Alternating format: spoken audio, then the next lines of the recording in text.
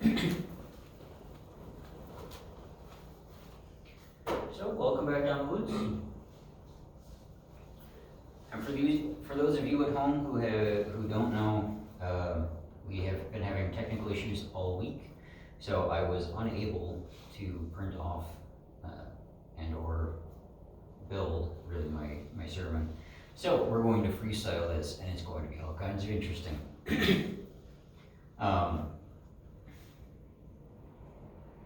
And since there's kind of a bit of a bug going around, it makes sense to talk about attending to the sick, because the Buddha was all, if nothing else, the Buddha was described as, a great physician, right? In fact, the Four Noble Truths are essentially a prescription, right? A diagnosis and prescription of an illness. So in a lot of ways, we see that in the Buddha. That extended even further when Buddhism went into East Asia, and in the Mahayana side of the house, there is the so-called Medicine King Buddha, or the Medicine Buddha sometimes, who's usually depicted as being blue. Why, I don't know. And usually he has, in one hand, he has a jar of ointment, and in the other hand, he has usually some kind of branch, which is not all that different from our medical establishment today.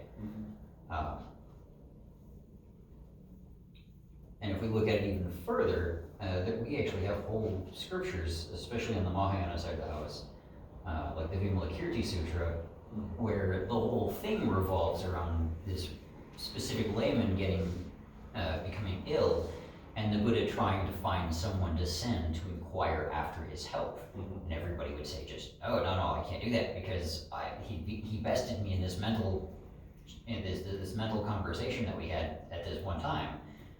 And eventually they find somebody to inquire after his health, and it's a very unique scripture. I definitely recommend reading any of the many translations of it.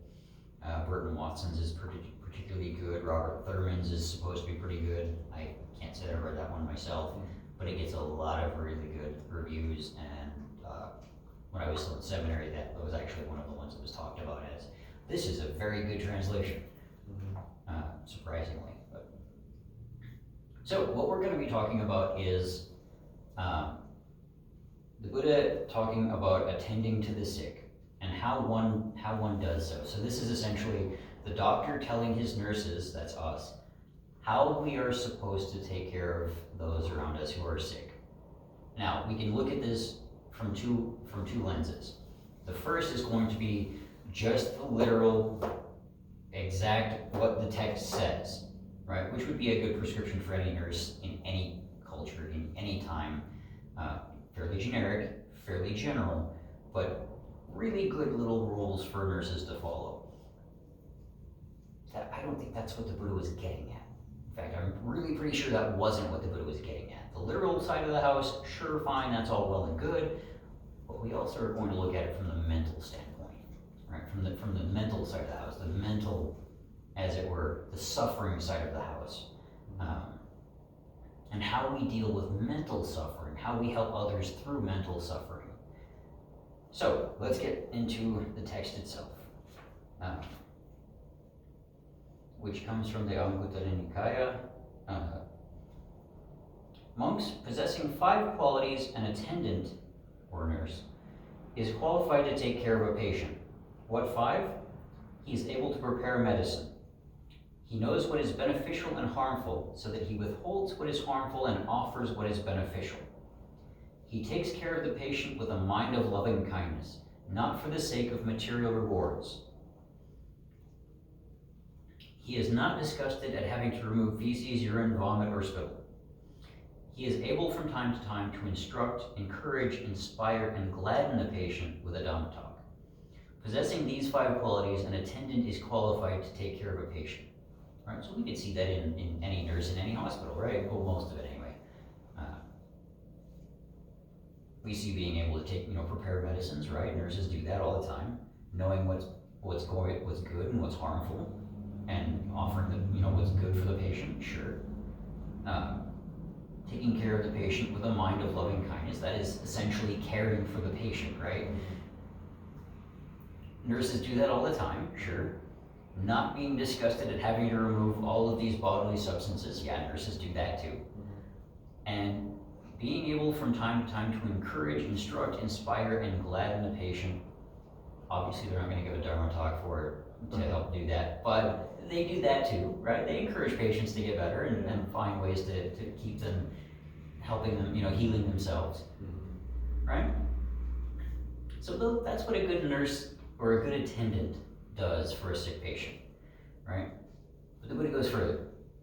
Right, so possessing 5 other qualities, a patient is easy to take care of, right? So this is us on both ends of the spectrum. This is us as what we're supposed to be doing to help others, and this is also us when we are recipients of care, right? So giving care, receiving care, and these 5 are what 5?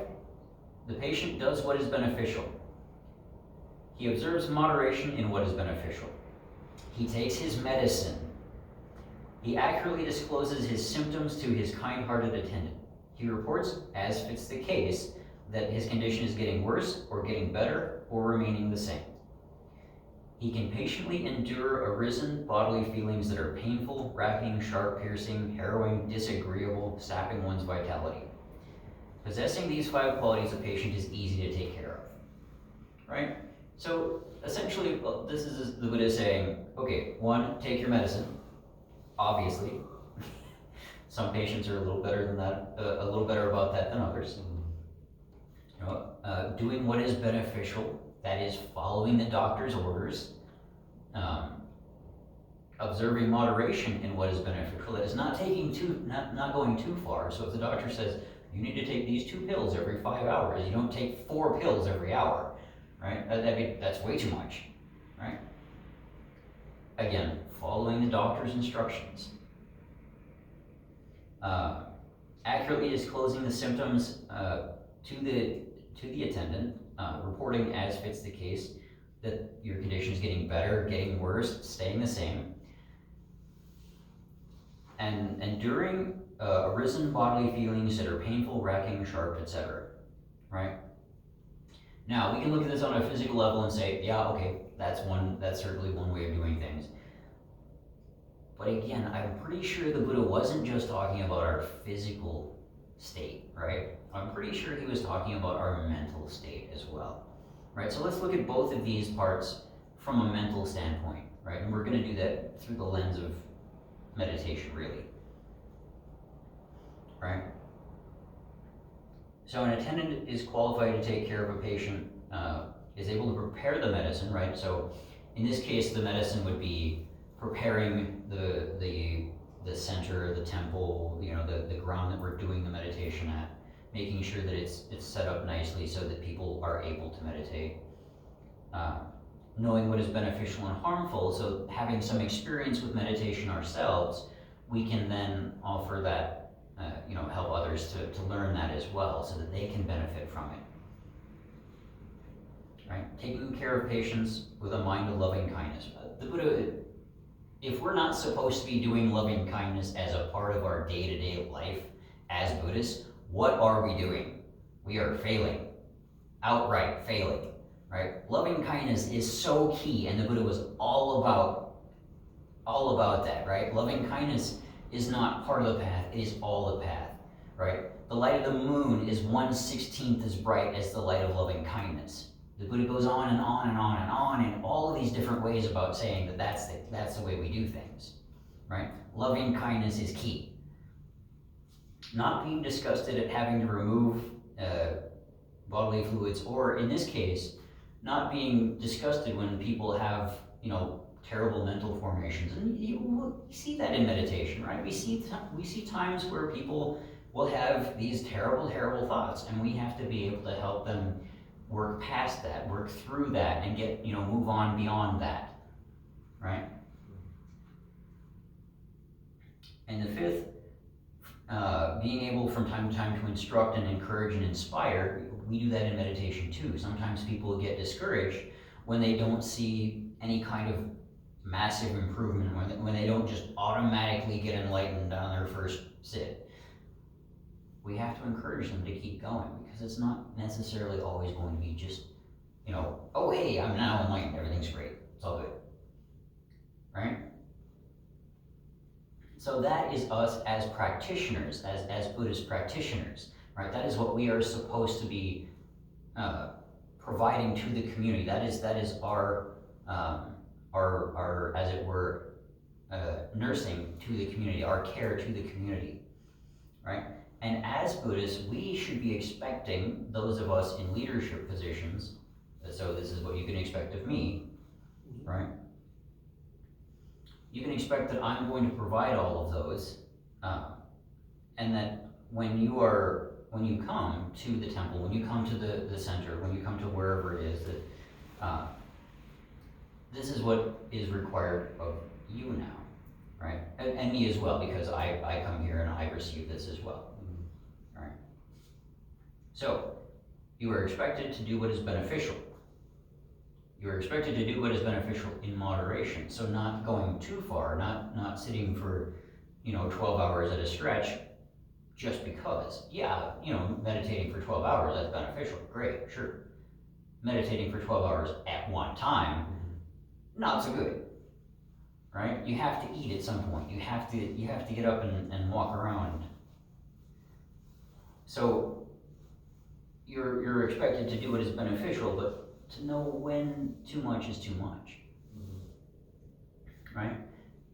You have to take your medicine, which is exactly what the Buddha is prescribing, right? So he's saying, do meditation, do loving kindness, do compassion, right?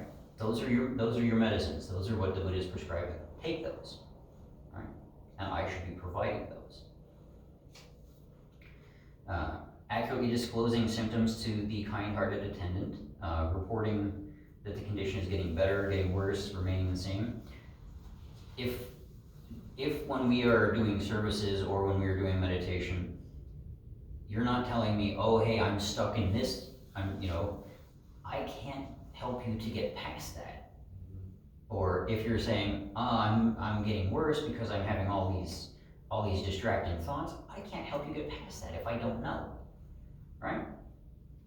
But at the same time, if I do know, I'm supposed to be able to help you get past that. Fair enough. And the fifth one, can patiently endure arisen bodily feelings that are painful, racking, sharp, piercing, etc. This one, the only way that I can possibly justify this in our context with us as practitioners, right, is meditation is not always going to necessarily be without like a little bit of irritation or a little bit of like feet going numb. You got to be able to endure that. You got to be able to sit through that and say, okay, well, yes, this is kind of annoying. Yes, this is maybe a little bit on the painful side. You got to be able to work through that. And on the mental side as well, you got to be able to work through. You got to be able to sit there and say, okay, I know that today I'm having lots of really terrible thoughts. I'm going to sit through it, and we're going to keep going. We're going to keep practicing. We're going to keep meditating. We're going to keep, coming to service. We're going to keep listening to Dharma talks, even if they're not necessarily pleasant all the time. And they definitely will not always be pleasant, right? So that is the Buddha saying, or giving us instructions as to how we are supposed to act and what we can expect out of the temple, out of the chapel, out of the whatever center we are attending. Those are the things that we should be looking for, right? And those are the things that we should be offering to those around us, right? So as we help others to learn about meditation, to see the example that we set for ourselves and for others, this is what we're supposed to be doing, right? And all of it, every single bit of that is undergirded by a certain sense of loving kindness, a certain sense of compassion, right? That's not really hard to practice, most of the time. Sometimes, yeah, I got it, right? you have that one idiot at work who just won't, just won't, right? It's a lot harder to have loving kindness and compassion for them. It's also more important to do so. It's also important to be that attendant who is attending to that person, who's caring about that person, even when they're not necessarily the greatest of human beings, right? Even when they're doing dumb stuff that they shouldn't be doing. Having loving kindness for them, being that attendant, being, caring for them, offering that care, that's part of the Buddhist practice too, right? And that's how we, as attendants to those in the community, to those around us, that's how we have to operate. That's the basis that we have to use to operate. Can we do that? I think so. All right, I'm gonna leave it there. Sure. And we will close out the service. Boots, I hope to have everything back fully functional next week. We'll see if it works. Boots, salute.